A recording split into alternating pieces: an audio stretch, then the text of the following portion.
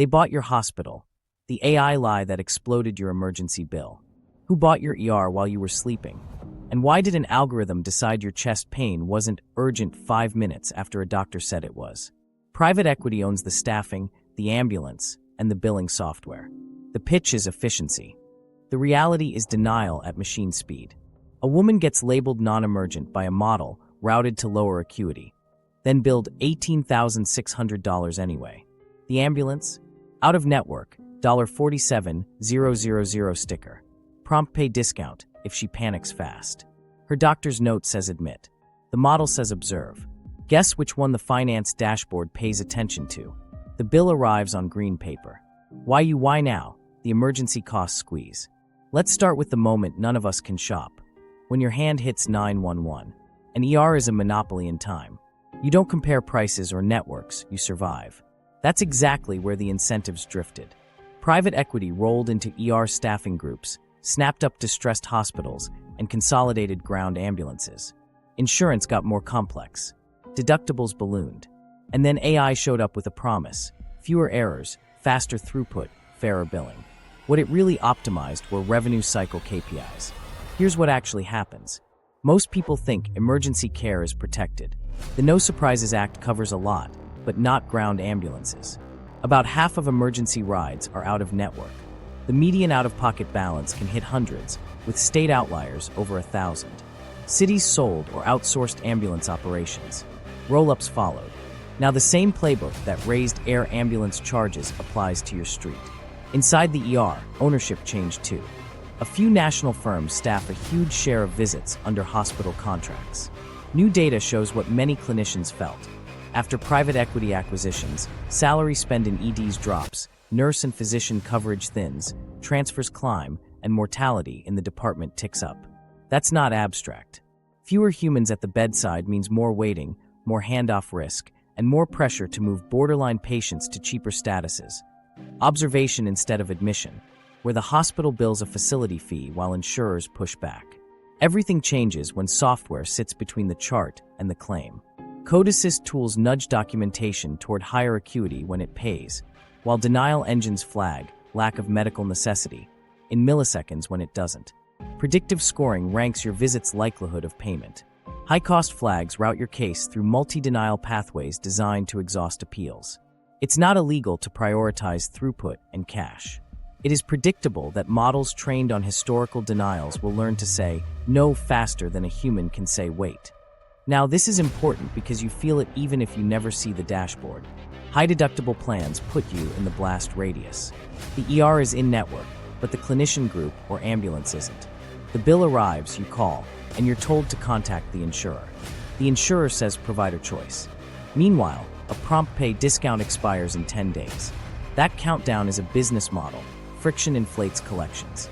Most people think AI will fix mistakes, but the incentives decide where it points. If hospital finance markets praise case mix index uplift, then Code Assist will hunt for complications. If payer analytics reward denial saves, then medical necessity, bots will tighten criteria in the name of consistency. Neither is inherently evil. Both are indifferent to you. The algorithm isn't optimizing outcomes, it's optimizing return on assets. Let me show you how the pieces lock. Private equity buys a staffing group and a distressed hospital. It splits real estate, adds debt, sets margin targets. It partners with a revenue cycle vendor on a performance-based fee. The vendor deploys pre-auth bots, denial prediction, and automated appeals. Ambulance consolidation adds out-of-network leverage. Net result: thinner staff, tighter triage, larger charge masters, and faster denials. You can't choose a different ER at 2 a.m., but they can choose a different status code at 2:07. Everything accelerates when ground truth, nurse ratios, time to touch, triage acuity meets spreadsheets. Predictive staffing models shave night coverage and boast labor efficiency. AI triage promises consistency, but under-triage risks rise when the KPI is door to disposition. Scheduling algorithms squeeze over time. Turnover grows, which feeds error rates the model never sees because the labels came from last quarter's denials, not last night's near miss. You need to know this isn't a future threat, it's in your network now. The average person doesn't see the acquisition filings, but they see stacked fees. Trauma activation without a knife wound because the protocol fired. Facility fees plus specialist fees, each unit billed separately. Observation status that looks like a room but acts like a ledger. And when you appeal, you enter a maze the software is built to outlast. But here's where it gets interesting. The same data trail that powers denial engines also leaves footprints you can use. Asking for itemized bills, CPT codes, and the exact clinical language of medical necessity puts you on the record. Requesting the hospital's financial assistance policy on day 1 triggers timelines. Ground ambulances aren't federally protected, but several states now cap or mediate. Knowing your state rule changes leverage. So why now? Because the window between clinical need and financial design just closed. The staffing, the ambulance, and the billing stack are vertically aligned, and AI is the glue. If we don't understand the playbook, we keep paying list price for a product we can't shop. If we do, we can push for guardrails that force algorithms to answer to outcomes, not just denials, and use personal tactics that save 4 figures the next time a green envelope lands. The AI billing trap, how algorithms maximize your bill. Okay, so here's the thing. AI in the ER doesn't start with a robot doctor. It starts with code assist. While the clinician charts, software suggests diagnosis and procedure codes, autofills medical decision-making, and highlights borderline complications. Most people think that speeds up documentation. It does, but it also nudges entries toward higher-paying codes. The case mix index creep vendors celebrate on sales decks. Upcoding isn't always fraud, it's complete documentation. The distinction is blurry when prompts are designed to surface every billable nuance and bury anything that weakens acuity. Now layer in denial heuristics. On the payer side, machine learning models score medical necessity and likelihood of reversal in milliseconds. A chest pain visit without troponin elevation, flag for post-service denial. Abdominal pain, normal CT, no surgical consult, low necessity score. The model routes claims down multi-denial pathways. Initial denial, templated rationale, staggered reconsideration. Each one engineered to raise your friction cost. You can appeal. They know the percentage that will. That's the business logic. Before you even see a doctor, pre-authorization bots are scraping your eligibility and prior histories. If the order is for an MRI or a pricey infusion, they throw a step therapy requirement or demand peer-to-peer. It's called right care in the right setting. In practice, it's a timing wall. Delay high-cost care, nudge to cheaper sites, shift risk to you. After discharge, post-service denials pick up the baton. Missing signature, insufficient documentation, incorrect modifier. Notice the pattern. Algorithms don't have to be right, they have to be fast and persistent. Here's where non-emergent shows up. EMTALA requires hospitals to screen and stabilize regardless of pay. But labeling an encounter non-emergent, after the fact lets payers downcode or deny at ER rates and argue you should have used urgent care. Some systems quietly autoroute borderline triage to fast track, lowering internal cost while preserving a facility fee. You feel both ends. Less time with a clinician and a bill that still looks like the main bay. The data diet matters. These models learn from historical denials, reimbursement schedules, and benchmark outliers. If a hospital gets paid faster on observation than admission, Code Assist tilts toward OBS plus hourly units, while payer bots tighten necessity criteria on admissions that smell like revenue protection. Most people think dueling AIs cancel out. Instead, they converge on the same place, maximum billable units with minimum payer liability, and the tie breaks against the slowest human, usually you. Let me show you the flow on a single visit. Step 1, intake. Insurance verified, eligibility pinged, financial responsibility estimate generated. If your plan is high deductible, a point of service payment prompt appears before clinical orders finalize. Step 2, charting. Code Assist suggests higher level E/M based on click density and complexity phrases. Sepsis bundles pop when vitals flirt with thresholds. Step 3, order management. Pre-auth bot challenges advanced imaging, offers alternative CPTs that pay less but keep the pipeline moving. Step 4, discharge status. Predictive model recommends observation, not admission, to skirt admission criteria.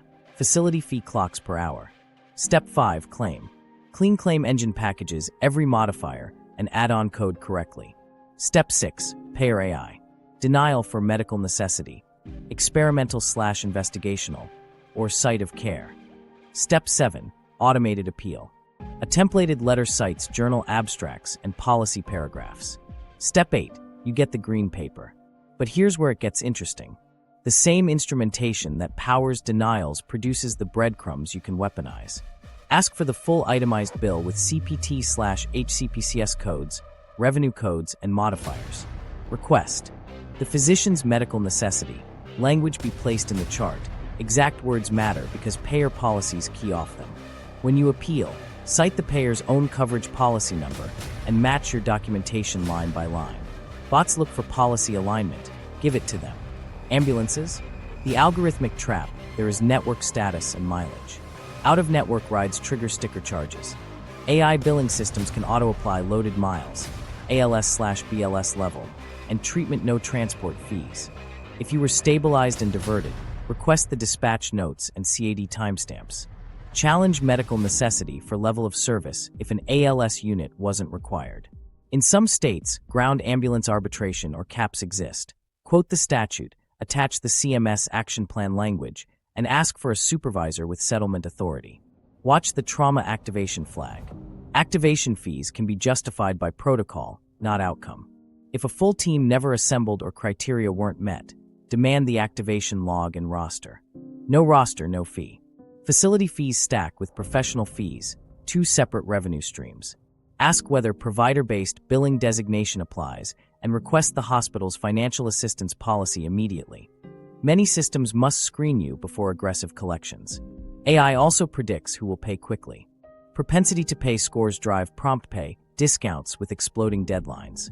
If you need time, freeze the clock by entering a dispute in writing, then propose your own settlement anchored to Medicare allowable rates plus a modest margin. Automated workflows prefer a code to close.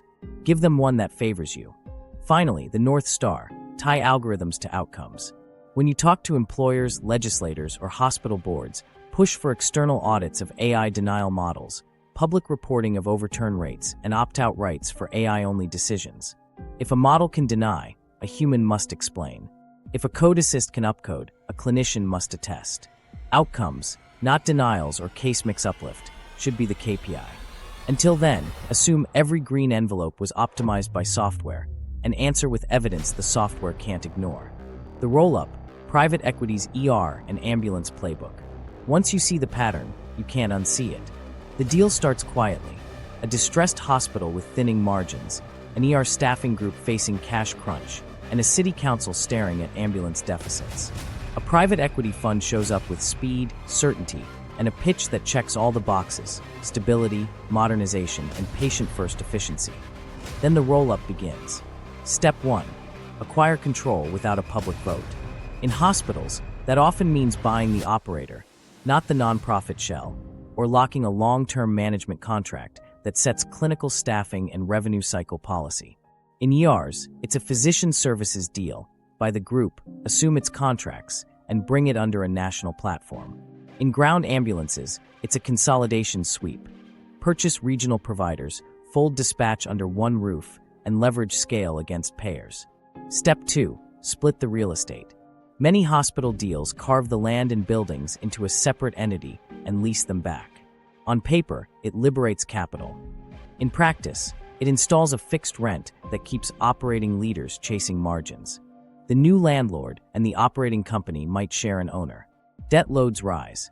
Suddenly, every hour of nursing, every transport mile, every denial overturned is measured against a monthly rent check. Step 3. Contract architecture. The ER staffing contract ties compensation to throughput and payer mix improvement. The ambulance franchise agreement grants exclusive service zones with CPI escalators. Physician groups get productivity clauses that reward higher billable intensity. Each contract includes arbitration and non-disparagement, so clinicians who object to unsafe ratios face gag clauses that chill whistleblowing. Step 4. Align with revenue cycle vendors on performance fees. This is where AI enters with teeth. Pre-auth bots, denial prediction, auto appeals. The vendor gets a slice of incremental cash recovered and case mix index uplift. Share the upside, externalize the blame. If denials spike, the vendor optimized. If clinicians complain, they're resistant to best practices. Meanwhile, the platform's blended EBITDA ticks up, which matters more than patient flow at 3 a.m. But here's where it gets interesting. Consolidating ambulances creates out-of-network leverage. After the No Surprises Act, most ER and in-network facility games got capped. Ground ambulances were left out federally. A roll-up can keep units out of network, float a charge master that looks like a mortgage per ride, and then negotiate prompt pay discounts with families who are still in shock. The sticker is the weapon, the discount is the close. On the ER side, market power compounds in the dark. A handful of employers now staff a large share of visits. Evidence shows that after acquisitions, salary spend in EDs and ICUs drops, transfers rise, and mortality in the department ticks up. Why? Because staffing by spreadsheet has a ceiling. When the algorithm tells night shift to run thinner and your ICU flexes down, the solve for a deteriorating patient becomes transfer. Out of sight, off the ledger, on someone else's watch. Debt is the metronome. Leverage isn't an accident, it's the plan. Buy with borrowed money, extract fees, target a 5 to 7 year exit. To hit covenants, you need margin. That's where scheduling, billing intensity, and denial friction move from tactics to doctrine. Labor efficiency becomes a KPI. So does observation utilization. The platform leans into facility fees, trauma activations by protocol, and separate professional charges at scale. Each unit bills separately. Each appeal is another touch. Investors love the rate-based mindset without a regulator. In utilities, capitalized assets earn allowed returns. In healthcare, capitalized IT and AI become assets that demand returns, too. Only your regulator is a patchwork of payers, and your captive ratepayer is a patient at midnight. Vendors show ROI decks built on case mix uplift, denial reduction, and right side of care shifts. That's revenue-first language in clinical clothing. You can track how it spreads. A PE platform buys a regional ambulance provider, then scoops 2 more, centralizes billing, and standardizes loaded miles coding. It acquires a hospitalist company and signs a management contract with the same hospital whose ER it staffs. Now the physician group, the ER throughput, and the ambulance intake feed one financial brain. Dispatch knows which facility has capacity, and the contract rewards system flow. Patient choice dissolves into network steering. And the exit? Refinance and dividend recap if rates allow. Sell to another fund. Or go public on a story of AI-enabled clinical operations. The hospital's rent remains. The staffing contracts remain. The arbitration clauses remain. What changes is who holds the spreadsheet and how hard they squeeze the line items you feel. A thinner night crew, a longer wait for a bed, a green envelope with an expiration clock. So when you hear efficiency, ask, who owns the contract? Who owns the real estate? Who owns the ambulance? Who gets paid on denials? If those answers point to the same cap table, you aren't a patient in a system. You're a revenue stream in a roll-up. AI is the cost-cutting scalpel. Staffing by spreadsheet. Everything we've covered comes to life on the shift board. Before, an experienced charge nurse balanced acuity, new grads, and who just came off 312s. Now a forecasting model ingests last year's census, flu trends, weather, and payer mix, then spits out optimal hours. On paper, it's efficient. On the floor, it's fewer hands when the night turns sideways. Nurse-to-patient ratios get pushed by predictive staffing. The model says the 2 a.m. lull can carry 1 less RN and a CNA floated from MedSURG. It doesn't see the bus crash 20 minutes out or the septic grandparent whose vitals don't look scary until they do. When the KPI is labor variance, managers are rewarded for meeting the curve, not what actually rolls through the doors. Time to touch becomes a metric. AI parses badges, EHR clicks, and med scans to calculate minutes per task. The dashboard flags excess handling time for a confused patient who needed 3 calm explanations. It downgrades relational care into an inefficiency. Then it nudges assignments toward task minutes, so a registrar becomes a roving phlebotomist. A CNA covers 2 halls, and the nurse who stayed after to comfort a family gets coached for throughput. Cross-training gets marketed as resilience. In practice, it's 2 night registrars trained to start IVs, and an LPN floated to triage with a script. Handoffs multiply. Errors hide in the cracks. The spreadsheet sees saved wage dollars.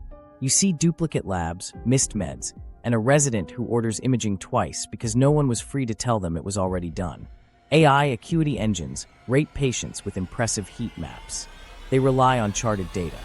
Nurses will tell you, charting lags reality. The algorithm under-triages the quiet GI bleed because the intake note didn't capture pallor and dizziness. The green box keeps the board looking calm. The waiting room grows louder. Scheduling algorithms squeeze overtime with dynamic caps. Hit the cap and you're sent home early, even if 2 ambulances just radioed it. On a slow stretch, you're asked to log off unpaid and flex down. Then get a 4 a.m. text to return. That volatility drives turnover. The model blames attrition risk factors and suggests recruiting. It won't model the cost of losing a charge nurse who could feel a crashing patient across the room. Once you understand this, the downstream choices make grim sense. ICU salary spend trends down, so sicker. Patients get transferred out sooner. ED nights run thinner, so borderline admits get observation orders and hallway beds. Environmental services get slashed by half a shift, so infection risk climbs quietly while length of stay targets stay green. Research published in 2024 to 2025 on private equity acquisitions in emergency departments reports salary spending falling by roughly 18% after buyouts, alongside thinner coverage and higher transfer rates, patterns clinicians have flagged for years. Now, this is important because it looks legitimate in committee. Slides show AI-enabled staffing optimization, with fewer last-minute changes, better skill mix, and improved access. But the denominator can be gamed. Door-to-doc appears faster when registrars pre-chart and a triage nurse taps a protocol order set. Time to disposition looks shorter when more patients are routed to fast track and observation. Patient safety isn't the KPI. Interval compression is. Clinicians aren't anti-tool. They're anti-blindness. A hybrid approach can help. Let AI forecast baseline demand and highlight surges. Then give charge nurses override authority tied to acuity, not budget. Make the override visible up the chain, so executives own the variance as a safety decision, not a staffing failure. Put ratios in policy. When evidence shows safer ratios reduce mortality and adverse events, codify them and force the model to respect the floor. Put guardrails on task minutes. If documentation feeds staffing, staff must be able to document. Fund unit clerks. Fund sitter coverage. Tie time to touch to outcomes, not clicks. If an algorithm penalizes the nurse who teaches a terrified diabetic how to use insulin pens at 3 a.m., the algorithm is wrong. Demand algorithmic transparency. If a vendor's acuity model drives assignments, require external validation and bias testing. Publish override rates and reasons. Track near misses alongside labor variance. If under-triage spikes on nights with optimized staffing, shut the feature off. Finally, fix the incentives. Tie executive bonuses to nurse retention, pressure injury rates, falls with injury and sepsis bundle compliance, not just labor cost per adjusted patient day. Require boards to review safety metrics monthly, with a nurse leader at the table. Fund independent staffing committees with elected bedside clinicians who can veto unsafe grids. You can't litigate your way to a safe shift at 2 a.m., but you can change the math that makes unsafe shifts inevitable. Ask your hospital, who owns the staffing algorithm? Who can override it? What ratio floor is non-negotiable? What outcomes move leadership pay? If the answers are vendor, finance, flex, and EBITDA, the scalpel isn't sterile, it's pointed at the bedside. Healthcare's rate-based logic without a regulator. Okay, so here's the thing. Once you see how staffing and billing get tuned, you run into the engine underneath. Healthcare's rate-based logic without a real regulator. In utilities, investors pour money into poles and wires, then earn an allowed return on that rate base, overseen by commissions that cap profits, audit costs, and penalize failures. In hospitals, IT and AI aren't poles and wires, but they're capitalized all the same, and there's no single referee tying returns to public outcomes. The spreadsheet incentive is similar, the guardrails aren't. Vendors pitch it straight. Invest in the platform, realize case mix uplift, reduce denials, right site care. That's a return narrative wearing clinical clothes. The hospital books the software and interfaces as assets, depreciates them over years, and spreads cost across every encounter.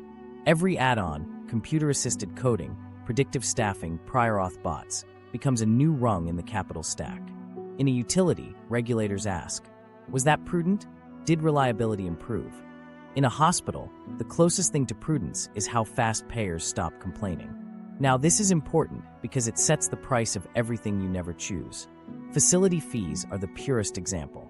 When a hospital provider bases an off-campus clinic, it can layer a facility charge on top of professional fees. That's effectively a mini rate base, more square feet, more allowable margin. Trauma activation works the same way. Protocol triggers bring a hefty fee, regardless of outcome. Observation status, billed in hourly units, monetizes time like a meter. Each unit feels small. Together they become a private rate structure without a commission. Most people think insurers are the counterweight. Sometimes. But payer logic mirrors the model. Their investment is in denial automation, utilization controls, and site-of-care steering. They don't regulate, they negotiate, and then build their own AI to claw back.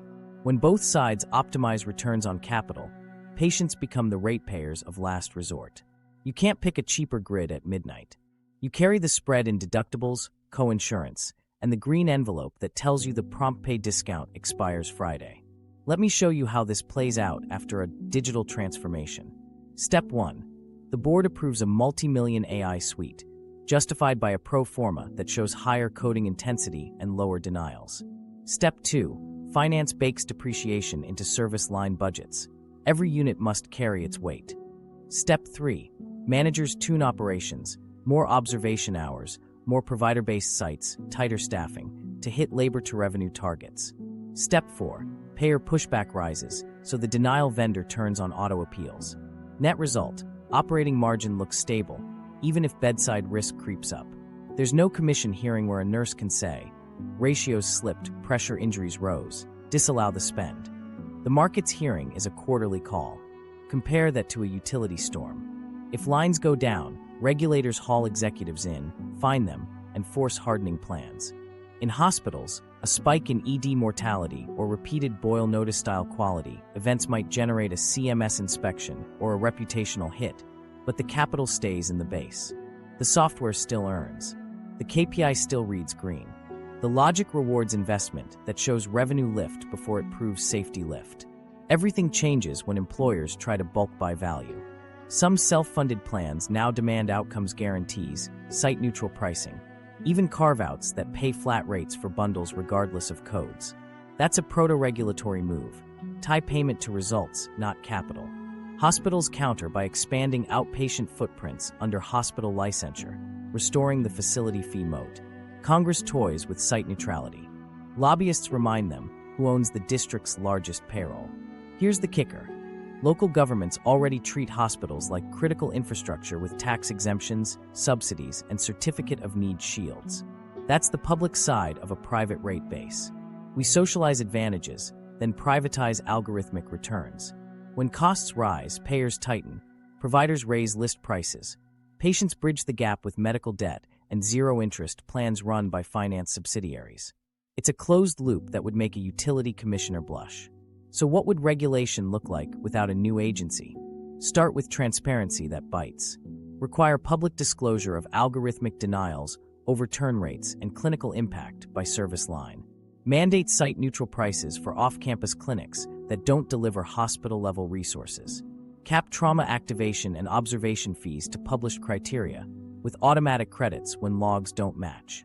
Tie nonprofit tax status to nurse retention, adverse events, and community investment, not just uncompensated care tallies. Next, treat capital like capital. If a hospital books AI as an asset, outcomes tied to that tool should be reportable and auditable. Miss the safety marks? No rate like recovery, write it down. If vendors claim ROI built on case mix uplift, make them escrow a portion contingent on quality. If staffing algorithms drive unsafe ratios, regulators, state health departments, attorneys general, even wage and hour agencies, should have authority to order overrides and levy penalties. Finally, give purchasers leverage now. Employers can contract for bundled payments with warranty periods, pre-negotiated appeal timelines, and penalties for excessive denials. States can expand ambulance protections and ban facility fees in physician offices. Insurers can publish coverage criteria in machine-readable form so clinicians can align documentation without games. Patients can demand itemization, push charity care timelines, and anchor negotiations to Medicare plus a margin. The point isn't to freeze innovation, it's to put a referee on the field. If we're going to import rate-based logic into care, we need utility-level accountability. Prudent investment, reliability standards, and consequences when algorithms monetize risk faster than they reduce it. Until then, expect more assets on the books, more green dashboards, and more green envelopes at your door. Decoding your ER bill, the hidden structure of shock. Okay, so here's the thing. Your ER bill isn't one bill. It's a stack of microeconomies wearing medical clothes. If you can decode the structure, you can push back on the parts that were never earned at the bedside. Start with the line that scares everyone: trauma activation. Most people think it means the trauma team treated you. Not necessarily. Activation is triggered by protocol, mechanism of injury, vitals, dispatch notes, not outcome. If the bell rang but the full team never assembled or criteria weren't met, that fee is vulnerable. Ask for the trauma activation log, timestamps, and the roster of who responded. No roster? No fee. If documentation says limited response, argue down to the lower tier or removal entirely. Anchor to the hospital's written policy, not vibes. Now, facility fees. In a hospital-based ER, you'll see a facility charge separate from the professional bill for the clinician. Think of it as the room, monitors, supplies, overhead. That fee scales with acuity and time. Observation status turns the meter into hourly units. If you were placed in observation with minimal interventions, request the observation order, nursing flow sheets, and progress notes. Compare to Medicare's criteria. If the boxes aren't checked, frequent vitals, serial exams, clear plan, you have grounds to reclassify or reduce hours. Every hour you claw back drops dollars you're being asked to finance for depreciation. Professional fees are their own stack: physician, APC, radiology, cardiology, procedures. Each bills separately with CPT codes and modifiers. You want the itemized bill with CPT/HCPCS and revenue codes, plus modifiers like -25 and -59 that unlock extra payment. Compare them to what actually happened. Example: E/M level 5 plus a -25 modifier for a procedure. If the procedure was simple, lack repair, and the note doesn't justify a separately significant evaluation, challenge the modifier. For imaging, check for interpretation fees when a separate specialist already billed. Double reading happens, double payment shouldn't. Next, supplies and pharmacy. Charge master prices are fantasy unless challenged. Look for duplicate disposables, branded drugs when generics exist, and kit charges that hide routine items. Ask for NDC numbers on meds, then price against Medicare ASP plus a margin. For high-cost injectables, insist on waste logs. If they charged for full vials but charted partial use without documenting discarded volume, you're subsidizing sloppy inventory. Ambulance miles are another quiet escalator. Ground ambulances bill base rate plus loaded miles and a level of service, BLS/ALS. Ask for CAD dispatch notes, odometer readings, and interventions. If the clinical record doesn't support ALS, no meds, cardiac monitoring without treatment, you can argue BLS. If mileage includes deadhead or wrong pickup points, trim it. In states with new protections or arbitration, cite the law and request settlement at a benchmark, Medicare plus a reasonable multiple. Use CMS's ground ambulance action plan language. You know the rights, you're asking for a lower bill. Labs and panels get padded via reflex testing. A troponin series is expected. A full autoimmune panel for isolated chest pain isn't. Request medical necessity rationale and ordering provider. If a standing order set fired without clinician review, push to remove non-indicated tests. Pathways are not destiny when you're paying retail. Imaging is where site of care bites. The same CT in the hospital costs multiples of an outpatient scan. You can't change where it happened, but you can challenge add-ons. Contrast. Charges must match documented volumes. CT with and without is rarely necessary. If both were done, ask why. If the radiology report is templated and fails to mention clinical question or comparison, challenge the professional level. Anesthesia and procedural sedation sometimes show up unexpectedly. If a procedure used only local anesthesia, but an anesthesia professional billed, demand the anesthesia record. Lack of time units or monitoring details undercuts the claim. For conscious sedation billed by the ER while a separate procedure was done, check for required elements, pre/post assessments, continuous monitoring, med dosing, and a time log. Missing any? That code falls. The non-emergent denial is a special trap. Payers love to look backward and say urgent care would have sufficed. Your defense: EMTALA screening and the clinician's differential at presentation. Ask the treating provider to add an addendum clarifying medical decision-making and risks considered. Don't accept a generic letter. Then cite the payer's emergency coverage policy language. Prudent layperson standard. That phrase forces them to consider symptoms, not final diagnosis. Balance billing attempts often hide behind prompt pay discounts. Don't rush. Freeze the account by entering a written dispute within the window. Request: itemization, coding audits, trauma log, observation notes, supply NDCs, ambulance CAD, and the hospital's financial assistance policy. Many nonprofits must screen for charity before extraordinary collection actions. Submit a bare-bones application to toll timelines while you gather proof. Finally, build your anchor. Medicare rates are the only public benchmark. Ask for a settlement at Medicare plus 20 to 40% for hospital charges and Medicare plus a fair multiple for ambulance, state-specific if protected. If the provider balks, remind them of potential insurer underpayments you're not litigating and the administrative relief of closing today. Bots want a closure code. Give them one with numbers attached. Decode, document, and drag every fee into daylight. The green envelope counts on your panic. Replace it with paper, policy numbers, and calm insistence.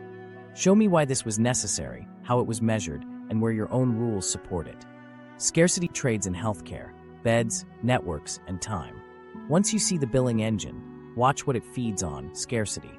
Beds, networks, and time become tradable choke points that set price and power. Bed scarcity first. When margins tighten, hospitals don't announce fewer beds. They rationalize capacity. A step-down unit closes temporarily. A med-surg wing becomes flex. The grid looks leaner, which lets census run hot without violating stated ratios. What actually happens is a hallway becomes an algorithmic buffer. Boarding in the ER rises. Observation becomes the waiting room that bills by the hour. Remember, observation time is a meter. If the ICU flexes down at night, borderline patients queue behind ventilators that don't exist on paper. Every delayed admit pushes more facility hours, more repeat labs, more imaging to reassess status. Scarcity monetized. Network scarcity is quieter. Narrow networks sound like cost control. In practice, they weaponize out-of-network gaps. Insurers trim panels, providers consolidate, ground ambulances stay outside federal protections. That's how a routine ambulance ride becomes a four-figure surprise, and a hospital-owned provider-based clinic 2 blocks from your house bills a facility fee because it's inside the system moat. The leverage shows up in contract talks. Accept our rates or lose access to our covered lives. Patients don't choose. Employers don't see the fine print. The choke point moves premiums, deductibles, and the color of your envelopes. Time scarcity is the universal tax. Delays are a revenue strategy dressed as tree-of. Imaging slots get throttled to inpatient priority, so ED patients sit in observation, hourly billing intact, while AI triage celebrates door-to-doc. Lab turnaround meets targets, but reflex panels add cycles because a protocol fired extra tests. Discharge bottlenecks stack on a missing transport, a pharmacy verification, or a prior auth for a post-acute bed. Each small delay preserves inpatient revenue today and pushes payer risk tomorrow. The green dashboard stays green. Your mom stays another night. AI justifies all three. Forecasting models prove a unit can close on Tuesdays. Coverage looks right-sized. Access teams use network adequacy to claim compliance while essential specialists sit outside your plan. Throughput tools celebrate shortened non-value-added time, as if minutes are fungible when the missing minute is a nurse at the bedside. The denominator, again, is curated. Here's where it gets interesting. Scarcity invites capital. A hospital pitches a bed tower to cure boarding. Debt goes on the balance sheet. Staffing still runs thin. A system touts a center of excellence and narrows networks to steer volume there. Out-of-network penalties rise everywhere else. Tech vendors offer virtual beds, hospital at home, to relieve capacity. Payers like it until a complication lands back in the ER and the denial model decides it was preventable. The cycle repeats. Build scarcity, monetize relief, externalize risk. Parallel to water and farmland, controlling the choke point sets price. In drought, rights holders lease at a premium. In care, capacity holders lease access via networks and time. The ROI story is the same. Invest in the bottleneck, then sell the line. What do you do with that? 3 levers. For beds, push transparency that bites. Publish daily boarding hours and observation conversions by hospital, with penalties when temporary closures persist. Tie nonprofit tax status to restoring staffed beds in high-need zip codes.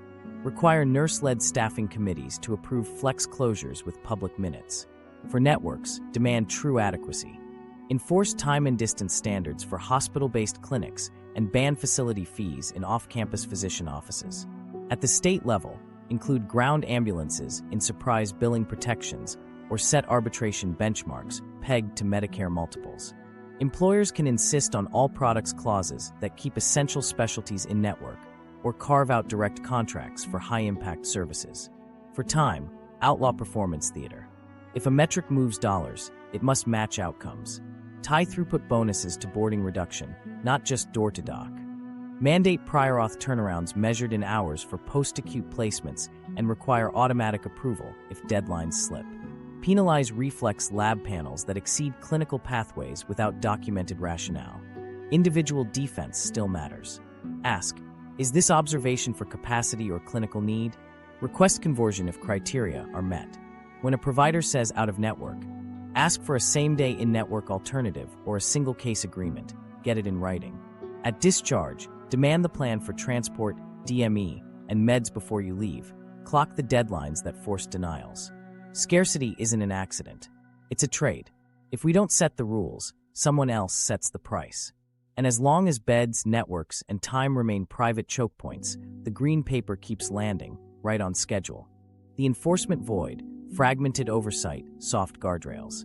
Okay, so here's the thing. When you ask who stops this, the answer is a shrug in 5 directions. EMTALA sounds strong, but it's narrow. It forces hospitals to screen and stabilize, not to admit, not to staff safely, and not to bill fairly. It doesn't touch post-visit denials, observation creep, trauma activation abuse, or facility fee stacking. If you're stabilized, EMTALA goes silent while the billing engine turns on. Most people think the No Surprises Act fixed the worst shocks. It helped for ER professional charges and air ambulances, but Congress left ground ambulances out. That hole is where roll-ups push leverage, exclusive zones, out-of-network lists, mile multipliers, and there's no federal backstop. A few states added caps or arbitration. Many haven't. Result, a national patchwork that bad actors route around. State attorneys general look like the next line. They're outgunned, 2 lawyers for 100 hospitals and a stack of NDAs. To act, they need a clean hook, deceptive practices, anti-competitive conduct, or charity care violations. Meanwhile, contracts bury arbitration, gag clauses, and commercially reasonable efforts that neuter testimony. Clinicians who speak risk retaliation. AGs need whistleblowers. Whistleblowers need protection clinics don't provide. CMS has levers, conditions of participation, star ratings, audits, but those are slow, retrospective, and mostly clinical. A spike in ED mortality can trigger surveys.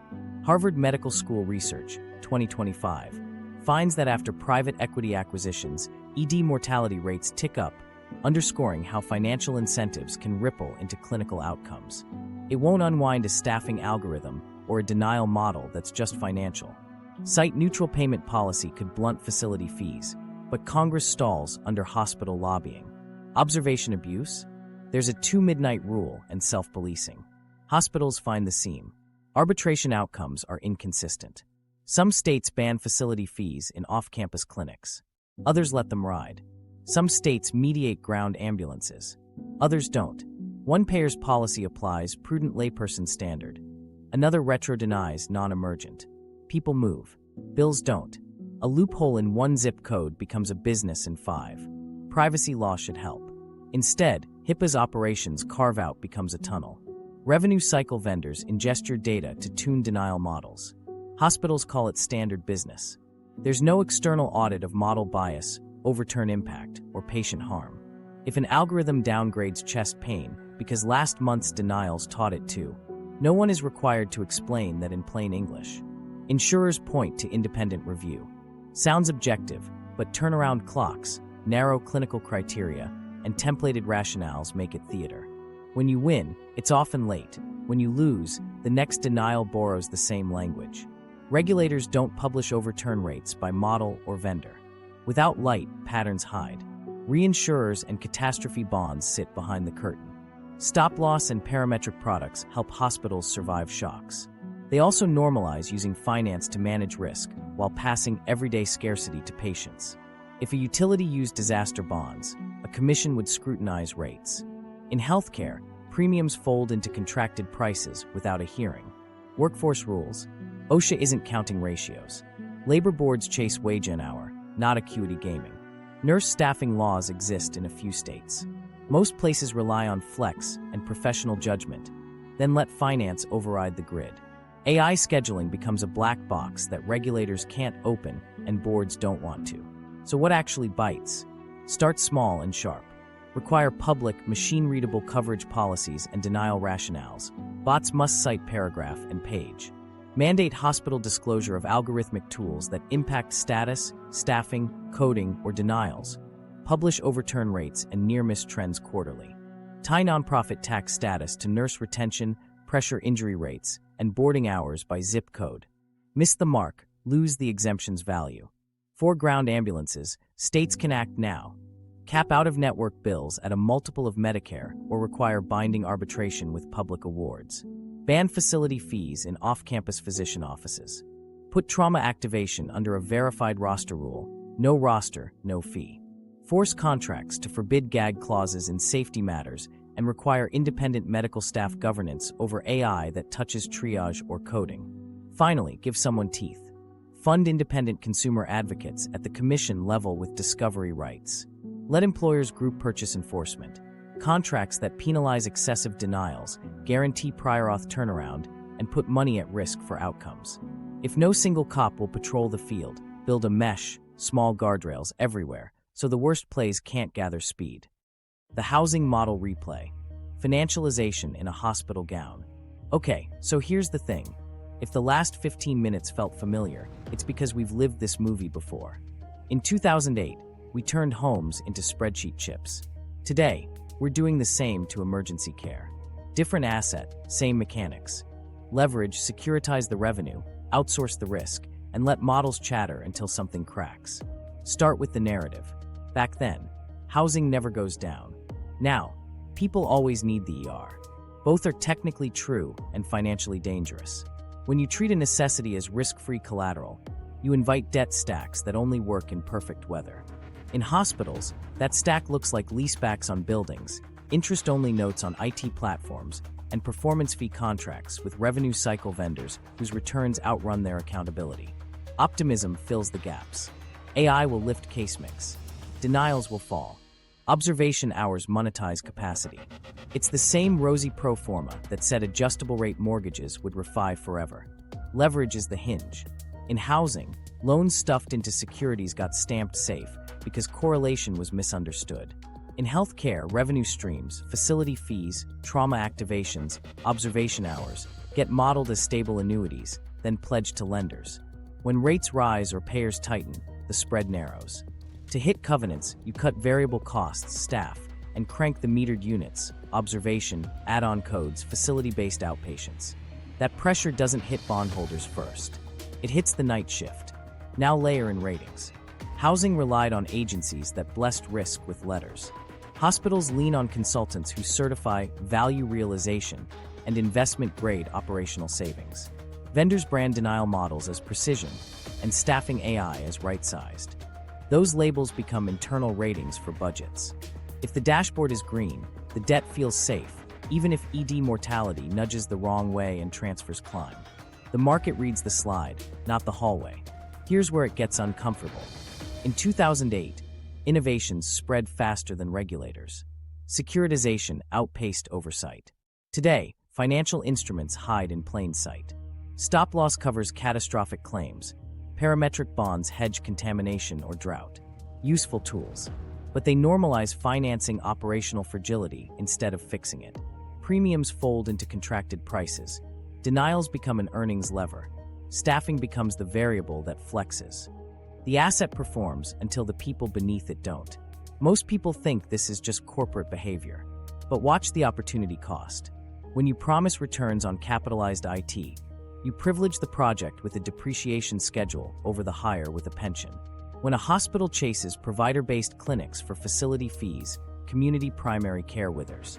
When ground ambulances remain out of network, families become the liquidity that sustains the roll-up. It's the same crowding out we saw when easy mortgage money outbid wage growth and pushed first-time buyers to the margins. And then rates rise. In housing, resets triggered defaults. In care, higher borrowing costs and tighter payer policies collide. Private equity platforms refinance on worse terms or can't. Dividend recaps stall, bankruptcy risk climbs. We've already seen healthcare bankruptcies accelerate among heavily levered firms. What happens on the floor? Hiring freezes, shuttered units, temporary capacity reductions that never return. Quality slips. The balance sheet survives a quarter, the bedside pays for a year. Why does this matter to you? Because the bill is how the model transmits stress. When denial saves misplan, payers raise premiums and employers raise deductibles. When debt service climbs, hospitals preserve margin by expanding metered units, observation hours, facility fees, and tightening charity care screens. When ambulance roll UPS lose arbitration, sticker prices go up to maintain average realization. Every fix flows downhill into your green envelope. Okay, so how do you break the loop? In housing, the lesson was blunt: transparency, capital standards, and skin in the game. In healthcare, apply the same spine. Cite neutral payment to kill facility fee arbitrage. Public reporting of AI denial overturn rates tied to financial penalties. Debt guardrails for essential facilities. If you accept tax exemptions and exclusive service zones, you cap leverage and freeze dividends when safety metrics slip. Outcomes-backed contracts where a portion of vendor fees and executive bonuses sits at risk on nurse retention, boarding hours, and preventable harm. And you push for definancialization where it counts. Fund nurse ratios from the top of the stack, not leftover cash. Use grants for capacity, not leases that drain funds. Include ground ambulances in surprise billing protections federally, with state backstops in the meantime. Force boards to hear bedside safety data before they approve the next transformational platform. Because here's the truth. We can't refinance a bad night shift. We can't securitize trust. If we let financial engineering set the rules of the ER, we'll replay the bubble. Except the foreclosures will be on people's bodies, not their homes. Personal defense, pre-commitments that save you 4 figures. Okay, so here's the thing: panic is profit. Pre-commitments turn panic into a checklist. Build them now, use them once, and you'll keep 4 figures in your pocket the next time a green envelope lands. Start with an ER action file on your phone and in your wallet. 5 items, always current. Front/back of your insurance card, group and plan numbers, prior auth phone line. Medication list with dosages, allergies, and your last 3 major diagnoses. Your PCP's name, fax, after-hours number, and 1 specialist contact. A 1-paragraph note from your PCP, where you draft it for them, summarizing baseline risks and medical necessity context.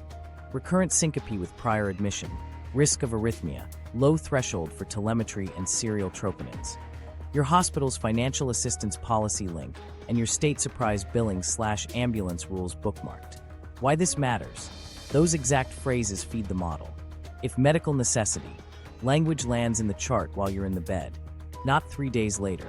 Denial bots have less room to argue. Ask the attending to include their decision-making explicitly. Risks considered, alternatives, and why ER/observation/admission met policy. 1 sentence can flip a denial. Consent is a muscle. Train it with 4 questions you'll say out loud. What CPT or HCPCS code are you ordering, and is a prior auth needed? Staff can translate to, is this pre-authorized? Is this clinician group and this imaging site in network for my plan? If observation is chosen, what criteria are we meeting, and can you document them? If the ambulance is used, what provider name and mileage are on the run sheet? If anyone looks at you like you're from Mars, smile and say, I've been burned before, I just need to note it. You're putting the paperwork gods on notice. Ambulance defense starts at the curb, when it's safe to speak. Script it. Is this provider name? Are you in network for plan? Please note pickup and drop mileage on the record. If you have a safe, rapid ride to an in-network ED, Ask 911 for permission to self-transport. They'll tell you if it's unsafe. If transport happens after the dust settles, request the CAD printout, interventions, and odometer miles. Those 3 pages are your leverage to re-tier from ALS to BLS or trim phantom miles. At registration, freeze the point of service shakedown. If you're asked for a card swipe or deposit, say, "I'm here for emergency care. Please bill my insurance." I request an itemized bill and the hospital's financial assistance screening before any collection. Put it in writing on the consent if you can. Many nonprofits must screen you before sending to collections. After discharge, move first. Day 1 email or portal message. Please provide a complete, itemized statement with CPT/HCPCS, revenue codes, modifiers, -25/-59. NDC for each drug, trauma activation log with roster, observation order with start/stop time, and physician notes documenting medical necessity per payer policy number. Copy your insurer and ask for their emergency coverage policy PDF and the appeal address. You just told both bots you speak policy. When the green envelope arrives with the prompt pay discount, don't flinch. Enter a formal dispute within the deadline to toll the clock. I dispute these charges, records requested. Please place account on hold. Then you offer your anchor, Medicare rates plus a reasonable margin. Given Medicare allowable for CPT XXXXX is $Y, I propose $Y times 1.3 as settlement upon receipt of corrected itemization. Bots prefer closure. Give them a number with a code. Spot the 3 fattest fees fast. Trauma activation without a team. Ask for the response roster. No roster, no fee. Observation hours without qualifying care. Demand vitals frequency, serial exams, and orders. Trim to actual. Duplicate professional reads. If radiology and cardiology both build overlapping EKG/CT interpretations, one goes. For pharmacy and supplies, ask for NDCs and waste logs. We used 1/3 of a 100 milligrams vial without documenting discard. That's your discount. If you see the non-emergent denial, invoke the prudent layperson standard, then secure a clinician addendum. At presentation, differentials included pulmonary embolism/ACS. ED evaluation was medically necessary. Align to the payer policy by number. Attach EMTALA screening note. You're not asking, you're matching their rubric. 2 calls that change outcomes. State insurance/AG consumer line. I have an emergency denial contrary to prudent layperson. How do I file a complaint? A file number in your note lights up someone's dashboard. Hospital. Patient advocate/ombudsman. I'm requesting immediate financial assistance screening and a coding audit. Please document this call. Get a name and email. If a collector appears, respond once in writing. Debt is disputed, itemization outstanding, charity screening pending, cease collections under, state law if applicable. Send certified. Many agencies back off when they smell paperwork. For employers and the self-funded, email HR/TPA the day you appeal. As a planned fiduciary, you can request peer-to-peer or override. I'm asking for assistance aligning with prudent layperson and emergency coverage. Plans can intervene. Many won't unless asked. One last pre-commitment, a care buddy. Pick a friend or family member who knows the file, has the scripts, and can be loud while you're quiet. Give them portal access if possible. At 2 a.m., a calm voice saying, "Can you document the medical necessity criteria and observation rationale in the note?" is priceless. You can't stop the algorithm from running. You can make it trip over evidence, deadlines, and numbers it respects. Build the file, ask the code, freeze the clock, anchor the price, and use every policy against the system that wrote it. The green envelope expects fear. Give it paperwork. Collective defense. Make your city ER resilient. Okay, so here's the thing. Personal tactics by time, but rules change when your city moves. If you want fewer green envelopes and safer night shifts, you need local levers that bite. Start with sunlight and price truth. Push your council to pass an ordinance that forces hospitals to publish 2 things side by side, in plain English and machine readable. The charge master and the average paid rates by payer and program, Medicare, Medicaid, top 3 commercial cash. Require quarterly updates and zip code breakdowns for facility fees, trauma activations, and observation hours. Tie non-compliance to a fine that actually stings. Think a percentage of monthly gross patient revenue, not coffee money. When employers and reporters can see list versus paid, Prompt pay theater gets harder. Next, put algorithms on the record. Require algorithmic impact assessments for any tool that touches triage, staffing, status, OBS versus admit, coding, or denials. What data feeds it? What criteria can it change? What's the human override and who owns it? Publish overturn rates and near-miss trends by service line. Build in an opt-out for AI-only decisions. If a model can deny, a human must explain, on paper, inside 10 business days. If the hospital claims proprietary, fine them and escalate to the Attorney General. Ban gag clauses around safety. Contracts with staffing groups should explicitly protect clinician speech on ratios, near misses, and harm without retaliation. Require whistleblower hotlines independent of hospital management, with public quarterly summaries of substantiated issues and fixes. Pair that with a city-funded patient advocate stationed in every ED. Real humans who understand coding, charity policy, and appeal timelines, empowered to freeze collections, request audits, and file state complaints on your behalf. Fund them with a per-visit surcharge earmarked in the budget, audited annually. Tie local tax breaks to hard outcomes. If a hospital receives abatements, pilot deals, or fast-track permits, condition them on nurse-to-patient ratio floors by unit, boarding hour reductions, compliance with surprise billing laws, and appeal turnaround times. Miss the mark 2 quarters in a row? Abatements pause automatically until metrics recover. Publish a dashboard in the mayor's report that includes nurse retention, falls with injury, pressure injury rates, and ED mortality trends. Executive bonuses paid by entities receiving city favors should reference those metrics, not just EBITDA. Fix ambulances where Congress didn't. Pass a local rule that caps out-of-network ground ambulance bills at a multiple of Medicare, for example, 200% of the local Medicare rate, with a binding arbitration path and public awards. Require mileage and intervention documentation, CAD timestamps, odometer, level of service, for payment. Ban treatment no transport, fees above a modest ceiling unless a clinician documents procedures that meet state EMS protocols. Tie franchise renewals to on-time documentation and complaint resolution. Demand trauma and observation guardrails. Require hospitals to maintain a verifiable trauma activation roster. No roster, no fee. Force observation billing to match documented clinical criteria and stop the clock during avoidable delays. No hourly charges while waiting on transport, prior auth for post-acute placement, or pharmacy verification. Violations trigger automatic credits to patients and reporting to the state. Put teeth in transparency. Create a city-level green envelope ombudsman with subpoena power for itemized bills, coding audits, and charity screening records. Give them the authority to publish anonymized case studies of abusive patterns and refer repeat offenders to state AGs. Require hospitals to respond to ombudsman inquiries inside 10 business days or face escalating fines. Fund independent patient advocates. Build a grant program so a nonprofit can staff trained navigators inside EDs, rounding daily to screen for charity, request itemization, and initiate appeals.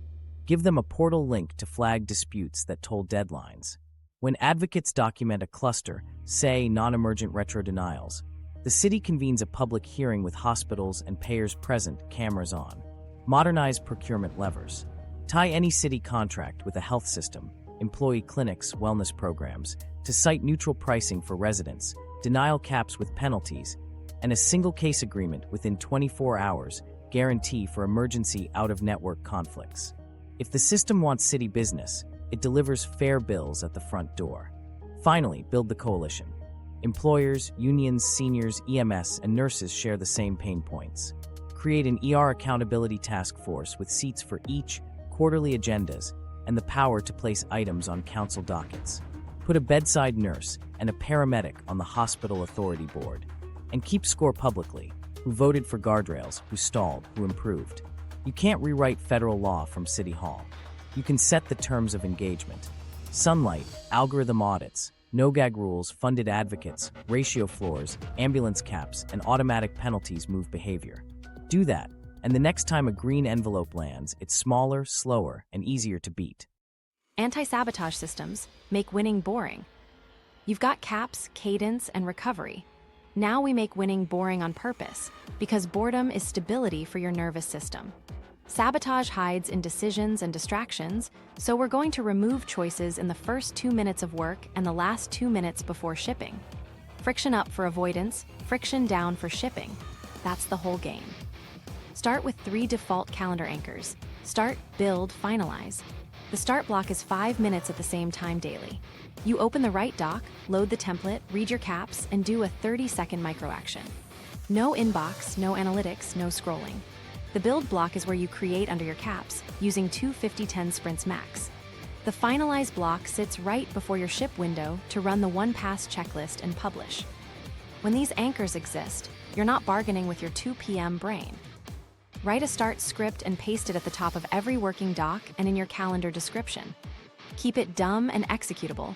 Open template, paste working title, write ugly first line, list 3 bullets, set 30-minute timer. That's it. If you catch yourself thinking, read the script out loud and move. 2 minutes of frictionless motion flips you from avoidance to momentum. Now raise friction on avoidance. Make sabotage annoying. Log out of social daily and keep passwords in a manager that needs your second device. Move distracting apps into a hidden folder named Later. Install a site blocker that only releases after your ship window. Put snacks and water within arm's reach so just grabbing something isn't a loophole. If perfectionism hijacks you through options, pre-limit choices, 3 templates, 2 fonts, 1 color grade. Constraints are anti-sabotage tech. Lower friction for shipping. Create a publish tray folder on your desktop with shortcuts to your scheduler, template, thumbnail file, captions doc, and analytics bookmark. Pre-fill recurring upload fields, tags, default description, links, so you're not hunting under stress. Put your finalized checklist inside the template, right above the work. When the window hits, you're 2 clicks from done. Use commitment devices, but keep them small, social, and immediate. You pledge $25 to a friend if you miss the window. You co-ship on Zoom for 5 minutes, both of you press publish, then post receipts. Or you maintain a shared ship log channel where you drop a screenshot at publish. Tie stakes to cadence, never outcomes. We don't punish performance, we reward reliability. Automate the last 2 minutes before shipping with a door close ritual. At T-2, stop editing. Run the finalized checklist. Schedule or publish. Log the receipt, date, rung, dial settings. Nothing bad happened. Close the tab. Any ideas that pop up go straight to your V2 list. Door close teaches your brain that shipping ends the loop, which prevents the one last tweak that opens 3 new loops. What about days that go sideways? You need a tiny ship fallback. Pre-approved 70% deliverables you can post in 5 minutes. Examples: a quote with 2 lines of commentary, a single screenshot with 1 takeaway, a short update plus 1 link, a 30-second clip you already cut, or a pilot interest check. Tiny ships count toward cadence and protect the identity you're training. I ship on schedule. Let me show you how to wire this into your week. Create a recurring start event daily with your start script in the description. Create recurring ship events with your finalized checklist and door close lines. Add a 5-minute alert labeled, no changes, publish, receipt, close. Drop your publish tray folder on your desktop and test every link. Set your site blocker to release 5 minutes after your ship window, not before. Run a weekly anti-sabotage audit on Fridays, 10 minutes not negotiable. Ask, what snag slowed me this week? What friction do I add to that snag? What friction do I remove from shipping? Maybe scrolling crept back in, so you extend the blocker. Maybe your finalized checklist is missing, verify links, so you add it. Tiny tweaks weekly keep the system sharp without becoming another project. A quick micro story. A client kept slipping their Tuesday ship by just a day. We added a start script at 9:30 a.m., a site blocker until 3:05 p.m., and a $25 donation to a cause they dislike if they missed. Misses dropped to 0 in 3 weeks. The content didn't change. The path did. 2 final edges: notifications and environment. During start, build, and finalize, turn on Do Not Disturb, face your phone down, and keep only 1 window open. If you work around people, use a visible token, headphones, or a desk light to signal no talk during blocks. Clarity reduces surprise, and surprise is sabotage's best friend. Do this now. Write your start script and door close lines. Paste them into your template and calendar events. Build a publish tray folder and test the shortcuts. Pick 1 commitment device for your next window and text the person. Then set your Friday anti-sabotage audit. Make winning boring. Boring becomes familiar. Familiar becomes safe. And safe is when your brain stops mistaking success for danger.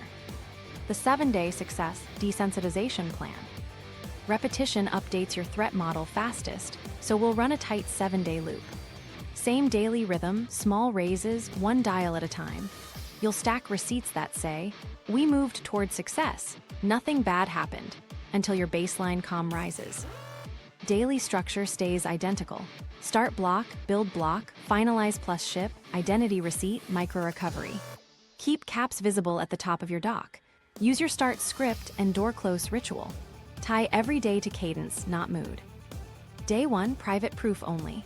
Pick one deliverable and write your caps in one line. Scope unit, one pass standard, one control cap. Run the 60-second reset, then build for 2 50-10 sprints. At your ship window, ship, privately export, save to a dated folder, or schedule a reminder. Log the receipt. D1 private proof, nothing bad happened. Do a 10-minute walk. You're warming up safety without social load. Day 2, private proof plus container prep. Same build under the same caps. During finalize, create tomorrow's small share container, draft the email to your 5-person clarity circle, segment your list, or open your post window and paste the working title. Don't send. Log, D2 container prepped, edges held. Micro recovery, then close. Day 3, small share. Reset, then send to your safe audience with the clarity-only script. Sanity check, does this make sense? Not polishing yet. Cap responses at 3, everything else goes to V2. Resist expanding scope based on taste notes. Log, D3 small share sent, 2 clarity fixes, nothing bad happened. 10-minute recovery. Day 4, repeat small share. Same caps, same audience size, same script. Boredom is the point, it updates predictions. If anxiety spikes, 1478 and a 30-second micro action, paste subject, attach file, hit send. Log, D4 repeat, same constraints, nothing bad happened. Micro recovery. Day 5, public stake at low dose. Raise one dial, people, dollars, or deliverables by one notch. Keep the other 2 flat. Examples, post a 5-tweet thread with replies off for 24 hours. Send to a segmented 200 with a 2-minute cancel. Open a $25 refundable pilot. Use your finalized checklist, door close, then log. D5 public stake. Dial raised, people to 200. Nothing bad happened. Day 6, repeat the same public stake. No upgrades. Same audience size, same checklist, same time. Add a tiny stake tied to cadence, a $25 pledge, or a 5-minute co-ship. Log, D6 repeat, model updating. Micro recovery right after publish. Day 7, raise one dial again, one notch only. If you raised people, move 200 to 300. If dollars, move refundable from $25 to $49. If deliverables, add a clear CTA without increasing length. Everything else stays capped. Reset before finalize, door close, then log. D7 raise one dial, steady. Finish with a 15-minute weekly reconcile. What did I do my old self would? Which identity statements did those actions prove? What one dial will I raise next week? 2 guardrails keep the week safe. Nightly debrief, 5 minutes, 3 questions.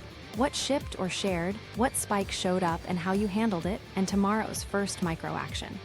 Tiny ship policy, if life blows up, you still post a 70% deliverable in 5 minutes. It counts toward cadence and keeps identity intact. Here's a clean example run for a creator. Day 1, draft a 400-word idea privately under caps. Day 2, prep the clarity circle email and segment 5 readers.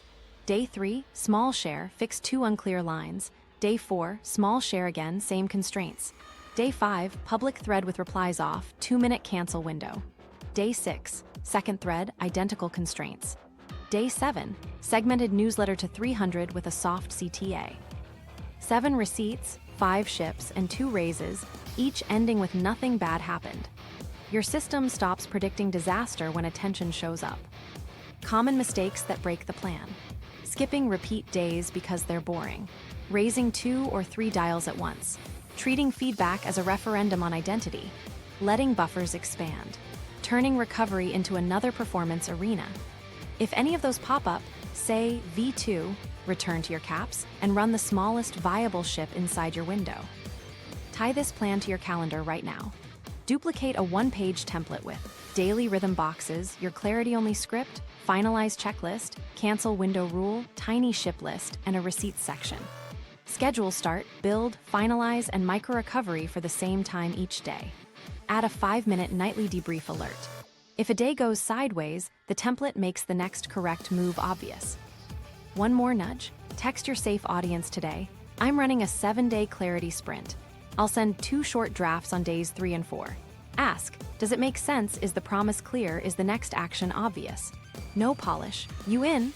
Then text one friend your day 5 and day 6 ship windows plus a $25 cadence stake. Small, social, immediate. Run the loop once. Then again next month whenever your alarms get loud. One dial at a time. Repeat before you raise. Log receipts daily. This is how unfamiliar becomes normal and normal becomes safe. The 4 patterns behind fear of success. Let's name the 4 patterns fast so you can spot them in the wild and run the right countermove. Imposter amplification, abandonment anxiety, the responsibility spike, and loss of the escape hatch. Labeling drops shame and gives you choice. Imposter amplification first. Wins don't silence the "I'm a fraud" story, they turn it up. Visibility rises, standards feel fuzzy, and your brain grabs safer explanations. Luck, timing, algorithm. Why? Certainty craving. If success isn't mapped yet, credit feels dangerous because it implies maintenance. Don't argue with the story, update attribution with receipts you control. Pair outcomes with controllables. Cadence honored, caps kept, clarity improved after rung 2 feedback, 1 dial raised. Read your identity bridge, log a proof, and ship a tiny public stake within 24 hours. Action normalizes attention. If you feel destabilized, ask, what's the smallest visible move I can complete in 5 minutes? Do it, door close, log, nothing bad happened. Abandonment anxiety next. The hidden fear is if I rise, I'll lose my people. Your threat system overweights belonging risk, so it nudges you to shrink. Softer opinions, delayed posts, hedged CTAs. We won't get smaller. We'll make belonging predictable. That's your 5-person clarity circle, narrow acceptance criteria, clarity, truth, harm, and response scripts. Thanks, logging for V2, not implementing now. Point to the sentence. Before any raise, run a social pre-mortem. Who might feel threatened and what boundary or generosity balances it? Capacity caps protect your time, 2 ships plus 1 flex slot. After shipping, run a micro-ritual, 1 gratitude note, 1 peer highlight, 1 thoughtful reply, then stop. Your brain learns visibility pairs with connection, not exile. Now the responsibility spike. Right after a win, your mind time travels. Can I keep this up forever? That projection inflates load and freezes motion. Shorten the horizon and re-anchor to cadence. Translate forever into this week's 2 ships. Translate, they'll expect more into 1 dial at a time. Reuse templates, run no hero mode, and standardize finalized checklists to reduce perceived effort. If panic kicks in, read your identity bridge out loud, visualize the same constraints 1 rung higher, and take a 30-second commitment action. Segment the list, paste the title, toggle pilot tag. The reason this calms you is simple. You're converting imagined, irreversible obligation into bounded, reversible reps. Your system relaxes when exits exist. Finally, loss of the escape hatch. Self-sabotage often preserves a private excuse. I didn't really try. Success removes that shield, which feels like standing in the open. You'll feel a tug to miss the window, inflate scope, or pick a fight with your standards right before or right after wins. Counter by keeping reversibility alive. Pilot labels, cancel windows, segmented sends, and tiny ships. Promise less, deliver steady. Formalize a V2 list so you can say V2 and ship V1 without losing the ability to improve. Tie stakes to cadence, not outcomes. A $25 pledge if you miss the window, a 5-minute co-ship. You're teaching I'm safe because I'm reliable, not I'm safe because I can hide. Match patterns to moves, so your brain has a menu under pressure. Imposter amplification, right arrow identity bridge, controllable receipts, ship within 24 hours. Abandonment anxiety, right arrow safe audience, social pre-mortem, response scripts, capacity caps, post-ship connection ritual. Responsibility, spike right arrow cadence first scheduling, no hero mode, 1 dial raises, finalized checklist, 30-second commitment action. Loss of escape hatch right arrow safety ladder, reversibility tools, tiny ship fallback, V2 list, cadence-died stakes. Quick diagnostics help. Ask yourself in 10 seconds, what am I protecting right now? Certainty, belonging, capacity, or an excuse? If it's certainty, run attribution receipts and a tiny public stake. If it's belonging, do a pre-mortem and one gratitude note. If it's capacity, shrink the horizon to this week's 2 ships and reuse a template. If it's the excuse, activate reversibility and push a V1 out with door close. 2 common misfires to avoid. 1. Stacking fixes. You get spooked and raise 3 dials at once to prove you can handle it. Bigger audience, higher price, more promises. Your ladder exists to stop that. 1 dial, then repeat. 2. Letting feedback set your identity thermometer. Helpful notes inform V2. They don't rewrite who you are mid-flight. Keep identity on behaviors you control. Watch metrics are mirrors, they're not judges. A micro story to lock it in. A creator hit their first 100K view video and didn't post for 3 weeks. Pattern? Responsibility spike plus loss of escape hatch. We dropped to cadence first. 2 fixed windows, tiny ship list, a pilot label on new series, and a 2-minute cancel rule. We added a $25 cadence stake, a 5-person clarity circle, and a weekly identity reconcile. 2 weeks later, 4 ships, energy steady, and the voice that said you'll drown got quieter because the plan had exits. If you remember nothing else, remember this. Patterns are pressure habits, not personality. Name them in real time, run the paired move, log nothing bad happened, and raise 1 dial only after a repeat. That's how fear of success stops steering. Objections clinic, but what if? Let's turn the loud, what ifs, into moves you can run on autopilot. We're not debating feelings, we're translating fear into if-then plans with edges. What if I succeed and can't keep up? That's your brain projecting forever. It inflates the workload into an endless contract, then freezes you to avoid collapse. Shrink the horizon and enforce throughput. Write your throughput rule at the top of your calendar, 2 ships plus 1 flexible slot per week. Everything else becomes a V2 or waits. Pair it with no hero mode, templates, one takes, defaults. When panic says forever, you say this week's 2 windows. Paste your finalized checklist and run 1 30-second commitment action. Segment the audience or paste the title. Cadence builds capacity, promises don't. What if people judge me? They will. The goal isn't zero judgment, it's predictable edges. Use your safe audience and clarity-only scope first. Before any raise, run a social pre-mortem. List 2 likely critiques and your response criteria, clarity, truth, harm. If a note hits those, log a V2 fix. If it's preference, park it. If it's projection, let it pass. Keep 3 response scripts ready. Thanks, logging for V2. Helpful, not implementing in this version. Can you point to the exact sentence? You're staying relational without surrendering your caps. What if I lose myself? That's identity drift talking. You don't need a whole new self, you need a bridge 1 rung long. Read your 3, I'm someone who, lines tied to controllables, then the near future anchor 1 rung ahead. Check your values cap, 3 behaviors you won't trade as visibility rises. Add 1 dated receipt today. Identity is a trailing indicator. Make it boringly true with evidence, not epic with vows. What if it's not good enough yet? That's overstandard perfectionism. Your counter is a 1-pass standard cap and a V2 list. 1 clarity pass, verify links, ship in the window. Quality grows under cadence because contact with reality gives you the right edits. You cannot improve what you don't ship. What if I burn out again? That's the nervous system trying to make rest permission-based. Replace effort metrics with binary outputs, shipped or not. Schedule micro recovery, 50-10 daily and 1 macro recovery half-day weekly before you place tasks. Keep no hero mode on until sleep and mood stabilize for 2 weeks. Add an energy receipt line. Shipped at 70%, next day steady. Nothing bad happened. 10 entries and your body trusts ease. What if I raise a dial and everything explodes? You won't. You'll raise 1 dial only, people, dollars, or deliverables, and keep reversibility high with cancel windows, pilot tags, and segmented sends. Repeat at the new level before you raise again. If the spike hits, read your finalized checklist, toggle the pilot tag, and run door close after shipping. You're building exits into every move. What if a big opportunity arrives off-cycle? Use your throughput rule. It takes the flexible slot or it waits. Send a canned reply, I'm at capacity this week, my next opening is date. If that works, here's the form. Policy reduces guilt, guilt reduces sabotage. What if criticism comes from someone I admire? Reset first. Then triage, alignment, preference, projection. If alignment, log a V2 fix with a date. If preference, park it. If projection, let it pass without engagement. Thank them if you want, but don't upgrade your standards mid-flight. Your cadence window stays sacred. What if I break my streak? You don't start over. You run a tiny ship in the next window and log streak repaired. Then inspect.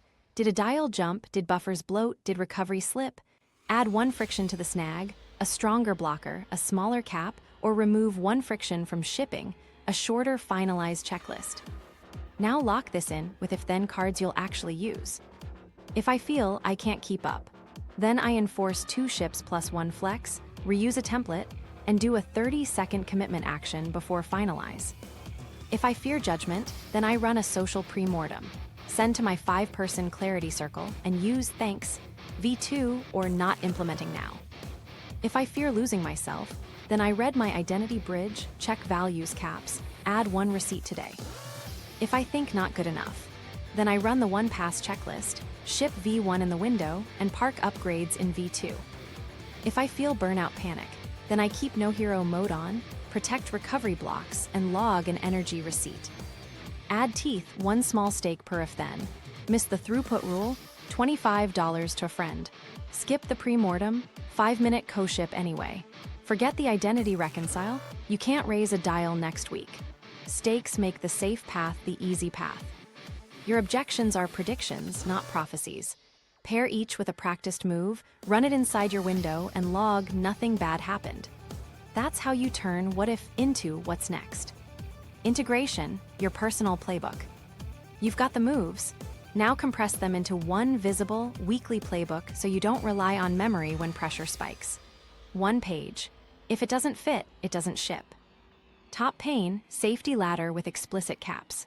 List your 5 rungs and the 3 dials, people, dollars, deliverables, right beside them. R1 private proof, people, $1 deliverable.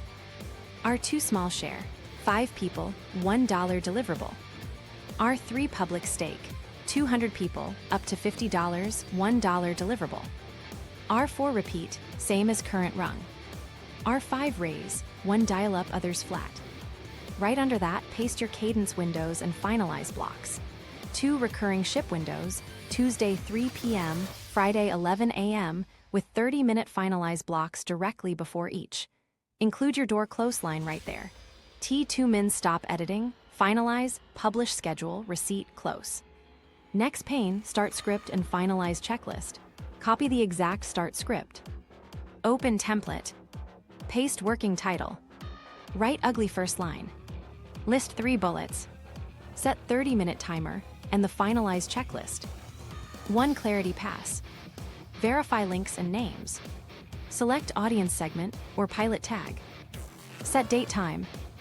Door close. Add your clarity only ask and response scripts so social edges are baked in. Sanity check, does this make sense? Not polishing yet. Thanks, logging for V2. Helpful, not implementing in this version. Can you point to the exact sentence? Acceptance criteria live right below. Clarity, truth, harm. Identity bridge pane sits in the center so you see it before every ship. 3, I'm someone who, lines tied to controllables. Under each, 3 dated receipts and 1 empty checkbox labeled next proof. Add 1 near future anchor, 1 rung ahead. Keep it boringly true.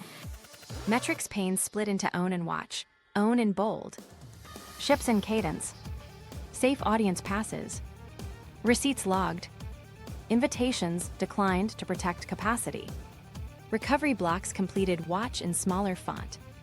Views, likes, shares, followers, you're training your eyes toward controllables. Recovery and capacity caps live beside metrics. Throughput rule, 2 ships plus 1 flexible slot per week. Micro recovery, 50-10 sprints. Macro recovery, 1 half-day weekly. Shutdown ritual, same time daily, close loops, log receipts, write tomorrow's first micro action, power down.